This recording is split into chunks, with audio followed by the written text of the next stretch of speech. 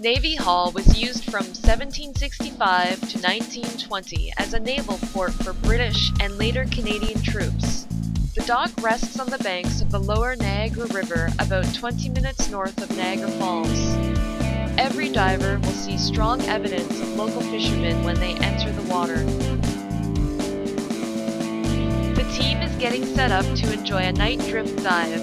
Each diver has a dive knife, lights, and SMB for safety reasons. We enter the water around 9 p.m. The eddy near shore flows backwards upstream, and soon we cross into the downflow to begin our drift. The first signs of life we encounter are red horses, bottom feeders which are indigenous to the area. Visibility is rarely more than 8 feet and oftentimes less. Navy Hall is best suited for advanced divers.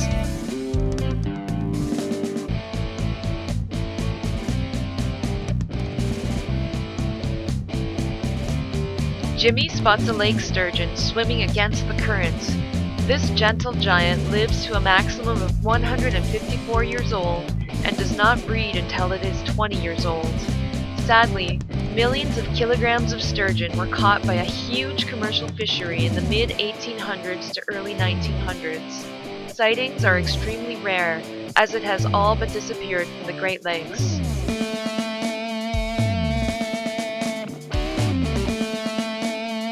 Here, David has a chance to photograph an American eel. At 10 to 20 years of age, the females will migrate into Lake Ontario from the Atlantic Ocean to deposit their young and die soon after.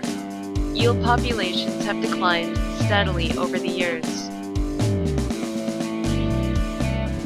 Friendly bass are a familiar sight in all sections of the Niagara River. They are known to accompany divers as they drift along. The water is fast-moving and requires a bit of strength in order to stay in one place. When doing any kind of underwater discovery here at Navy Hall, it may be necessary to grip onto underwater rock formations, old tires, or timbers, and to swim against a very strong current in order to hold a position. Elaine is well accustomed to the intensity of the current and able to grip for some time in order to explore the base of the river. All camera gear and lights must be clipped to a leash and attached to the diver to prevent any loss of equipment. These leashes must be retractable so they will not get stuck in any debris.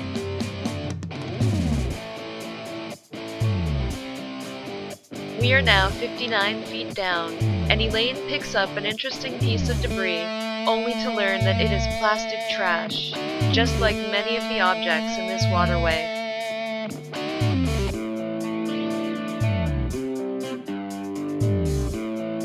Navy Hall is an archaeological site, and two of our companions, Jimmy Deep Sea and David Gilchrist, have worked much of the area, marking pieces of interest like this old wharf from the days of Fort George.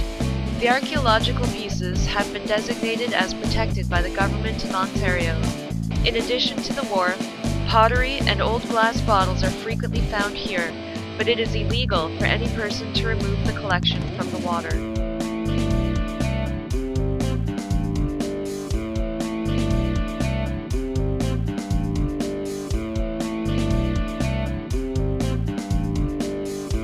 It's been around 35 minutes, and now it's time for us to head into shallower waters.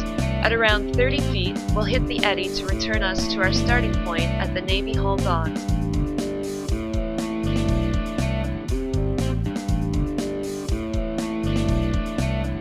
As my dive light begins to fade, it becomes apparent how overwhelming the darkness can be.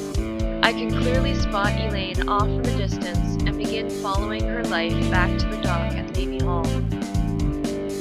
This area, with its tall river grass providing protection for the resting creatures, is great for photographing species of fish as they rest at the bottom during the night. A beautiful night sky welcomes us back to the surface, and we are already looking forward to our next night dive. Thank you for joining the team as we explored this week's Canadian dive destination, Navy Hall, the lower Niagara River.